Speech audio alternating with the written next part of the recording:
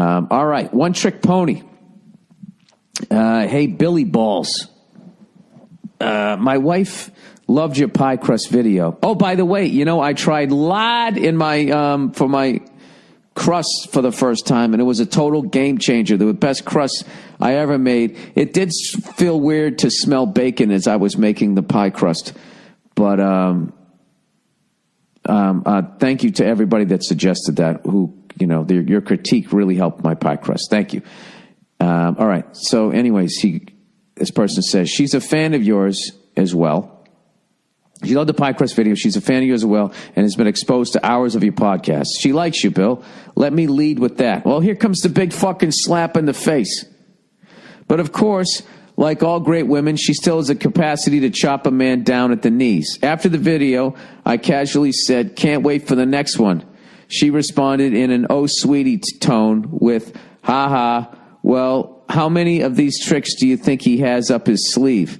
This resulted in a long discussion where I defended your potential skills, and she went with the, "I love Bill Burr. I'm just assuming he doesn't have much more to rival this pie crust."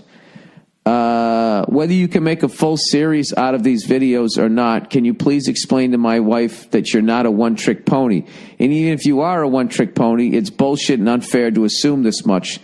Thanks. Come back to Wisconsin, home of corruption as seen in documentaries.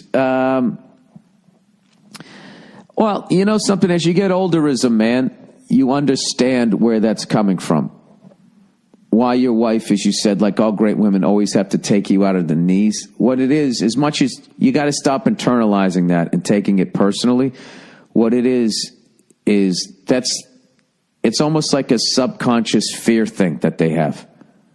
You know what I mean? Like, when they don't know you and they see you doing something, they have a positive reaction to it, going, "Oh, look, he can make a pie crust. I bet he's going to be a great dad," right? They think shit like that. But after they get with you, and then they love you and they don't want to lose you, when they see you continuing to grow as a person, I can't even say this is a female thing. This is like a thing in general that people do in relationships, is you actually hold back the person you love because you see them expanding on who they are, and because it's something new and different and moves in a different direction. I think subconsciously a certain type of person feels insecure. So then they have to tether it to the ground with fucking criticism rather than encouraging the person. So I think that's where it's coming from. But as far as addressing it, like, I will just say this as far as my cooking and baking. Like, you don't just know how to make cornflakes and you can also make a pie crust. You know what I mean? Knowing how to make a pie crust takes all of your shit to the next level. Okay? Know this. Because I can do that, like, back in the day, I used to look at, like, making, like, a quiche or something like that, going, "Oh, my God, that's fucking impossible, the crust alone." Or making a turkey pot pie, or anything that involves having a crust. You can add that. I recently have learned how to smoke meat. I smoked ribs. I can make all of my mother, when we all moved out, she wrote out all of her recipes, hand wrote them all out on cards, and we have all of them, and we can all cook the meals that she made when we were growing up. Like, I can make you Hungarian goulash. And you know what else? I can make the fucking noodles from scratch. I took a pasta making class. As you suspected, sir, your wife has no idea what the fuck she's talking about. What it really was, it was coming from a place of insecurity and jealousy. And right now she's going to roll her eyes and be like, "Oh my God, blah, blah, blah, blah." It's fucking true. Because that's really just like to have like that, "oh, sweetie" tone. You know how they do that shit. You go out, you start looking a little too good, you get a new suit, right? You're looking a little, they gotta make a comment.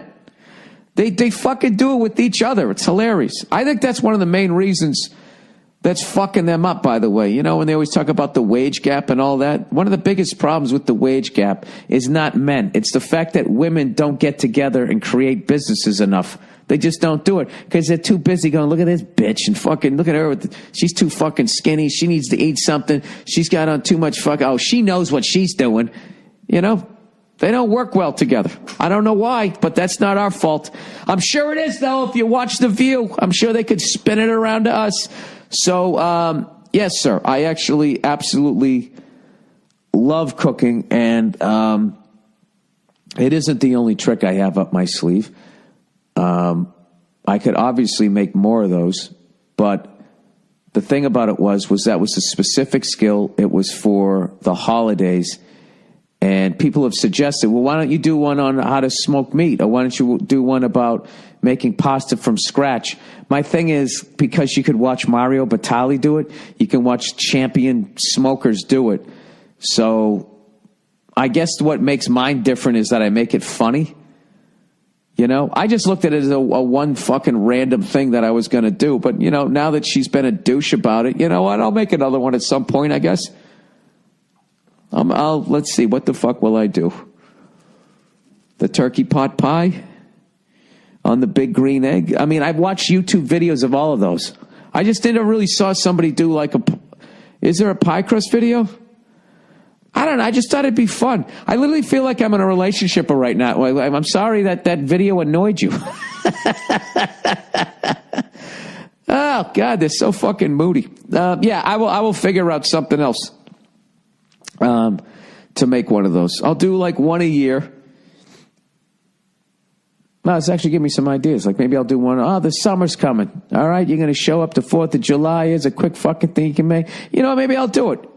Maybe I'll do it. I just don't like committing to shit like that. I love not having a job, which is why I'm a fucking comedian. I really enjoy this whole I work when I want to, rather than being, okay, we need 20 episodes of this. All right, Thursday afternoon podcast. Got me laid, Bill. Oh, something positive. Oh, John, do you really think you could get somebody else laid? It's a fucking disease. It's probably why we die 8 years earlier, just because they just won't give it up. But if you get yourself out in front of it, next time your wife does that to you, sir, next time she takes you out at the knees, just come up to her and stroke the side of her face. You know, when you go out and get a new car and you, oh, honey, don't you think you're a little bit old for that car? You know, does one of those things, makes you feel stupid, right? Just walk up, stroke the side of her face. Just, oh, sweetie, don't worry. I'm not going to leave you. It's okay. Shh, it's okay. I know I look good in the car. I'm sorry. Something like that. Something creepy. All right, Bill, last week on New Year's Eve, my wife and I listened to your podcast after we put the kids to bed. We drank wine and laughed our asses off. That's great. This woke us up, energized us. Just as the throwback clip came on, it appeared that we may have sex to ring in the new year. Well, boy, oh boy, not more than a few notes into the outro song, we were going at it. It was all over just moments after the song ended, so maybe 4 minutes or so of ball-dropping bliss. My dick thanks you for the laughs and the soundtrack. Did you guys fuck to the MeUndies song? I don't think I needed to know that.